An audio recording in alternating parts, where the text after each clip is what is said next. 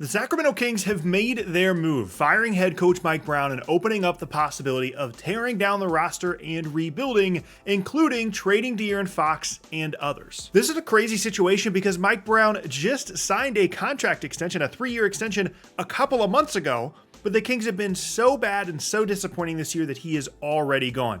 They went into the year with really high expectations. Even in a loaded Western Conference, they added DeMar DeRozan. They expected improvement from De'Aaron Fox, from Domantas Sabonis, from Keegan Murray. They had a roster that made sense, that they'd had success with, and it just has not worked for them. Keegan Murray has been bad pretty much the entire season. Same for DeMar DeRozan. They can't guard anybody. And now the question is, where do they go? What do they do with this team? DeMar is old. They have all their picks, which is nice.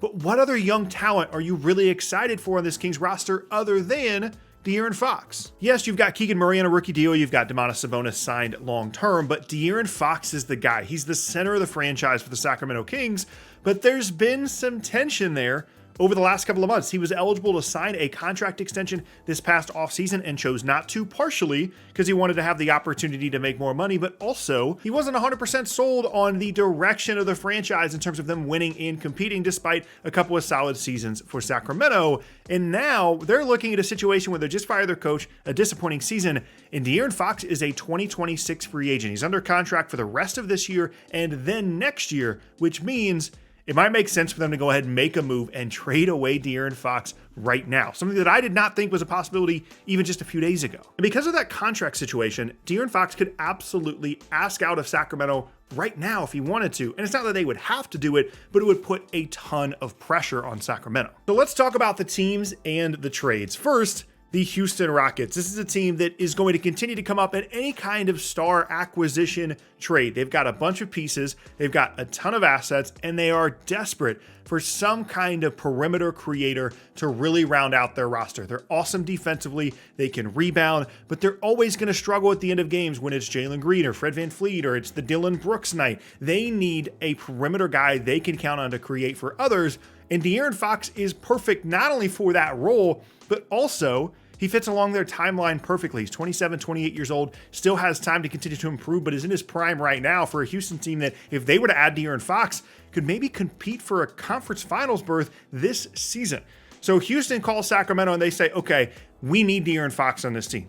We'll give you Steven Adams, we'll give you Jabari Smith, Jeff Green, Cam Whitmore, and we'll give you 2 first-round picks. Now, I only put 2 in this trade, but you can add as many as you'd like to. Whatever you think the value of De'Aaron Fox is, and I'm sure for a lot of you, it'll be more than what's in this deal, go ahead and put it in there because Houston has the assets to make this work. They have all their own picks. They have picks from other teams. The only thing you can't put in there is Alperen Sengun and Jalen Green because they both signed extensions this past offseason, and I'm presuming that someone like Fred VanVleet would not be in the deal because that doesn't actually help the Kings. They're looking for expiring contracts, assets, and young players, and they get all 3 in this deal. This is the one that I would be so excited to see how it would work out. If the notification came through on my phone that De'Aaron Fox is going to Houston, that would be the biggest outcome of the entire situation. But there are certainly going to be other teams calling, including the Golden State Warriors. They have been aggressive in trying to add a star alongside Steph Curry for the entirety of the last 9 months. They tried to get Paul George, Lowry Marketing, going back to last trade deadline. They tried to get other guys as well, and De'Aaron Fox is perfect for them.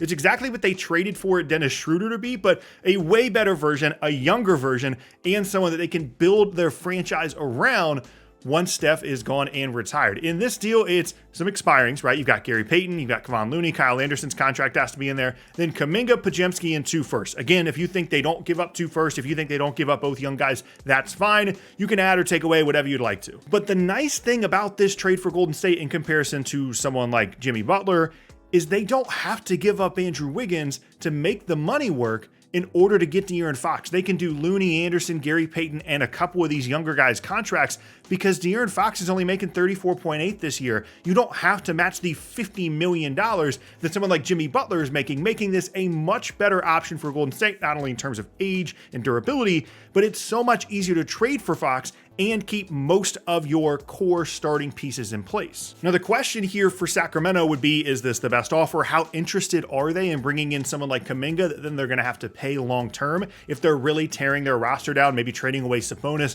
really rebuilding this group?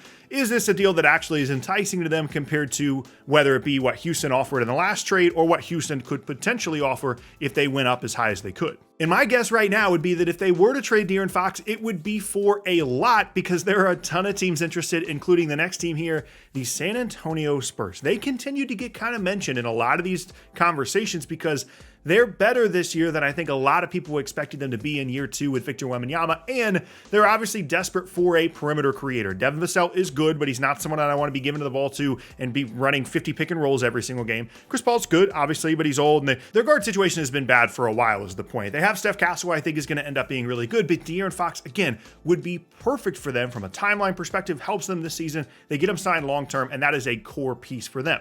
They could do Keldon Johnson, Zach Collins, and then again, just like the Houston thing, whatever picks you want to put in there. They've got picks from other teams. They've got their own picks. I put 4 of them in here. Some of them are swaps. Some of them aren't that good because they're protected. Like that Charlotte pick is lottery protected, so it's unlikely to convey. Whatever draft picks Sacramento thinks that they want to get in exchange for De'Aaron Fox and that San Antonio wants to try and make the best offer available, that is a deal that San Antonio could and I absolutely would make if I was them. I love De'Aaron Fox. I think he's a fantastic player, and all 3 of these teams would be psyched to get him. Now, of course, there's a bunch of other teams you could take a look at and say, oh, they could give up all their picks and get De'Aaron Fox, but let's get a little bit more interesting here. I understand that Pat Riley just said they're not trading away Jimmy Butler in Miami. That's fine. Ignore that for a second.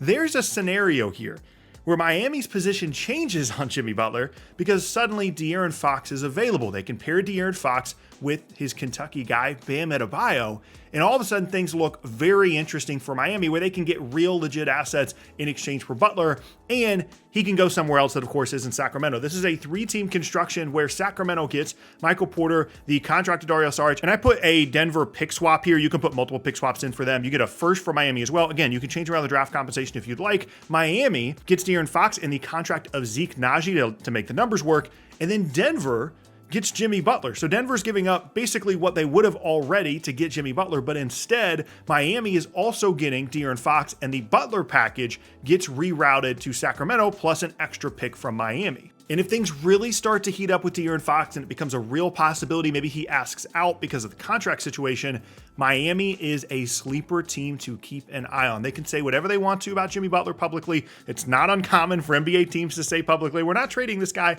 and then turn around and trade him anyway. If they have the opportunity to trade Jimmy Butler and get back to De'Aaron Fox, 1, I don't know why they wouldn't do it, and 2, I would expect them to aggressively pursue it. But De'Aaron Fox is not the only guy to talk about when it comes to tearing down the roster possibly in Sacramento. If they were to go down that road, Domantas Sabonis would absolutely be available, although his market would be much, much less because he's a little bit older and his contract is potentially not a great value despite the fact that he is signed long-term. But there is one team that Domantas Sabonis could not be more perfect for, a team that is actively looking to acquire talent, and a team we've already talked about in this video. The Golden State Warriors, if they had a chance to get Domantas Sabonis, would absolutely love to do it. He would be the perfect fit in that offense. Steph running off dribble handoffs from Sabonis. He can pass. He's perfect for them. So Golden State could call and basically offer a similar package to what they offer De'Aaron Fox. I have an example on the screen, but you can add Podziemski, you can take him out. And again, they can make that deal work and not give up Andrew Wiggins. They'd have to give away a couple of rotation players, and obviously they'd have to shift some things around, but they could keep Wiggins, add Sabonis, and still have Steph, Draymond, and yes, they'd be giving up some of the younger guys, but all of a sudden they've added a talent upgrade that they needed, that they've been looking for, even if they aren't able to get someone like De'Aaron Fox. And to me, that's the most interesting scenario here, is all of a sudden we have a bidding war for De'Aaron Fox. A bunch of teams want it because he's the best player available in a trade, and then all of a sudden Sacramento, if they were to trade Fox, DeMar DeRozan is available, Sabonis is available. A bunch of guys are now on the block for Sacramento as they look to completely tear things down, when again, a couple of months ago, they gave their coach, who's now fired, an extension.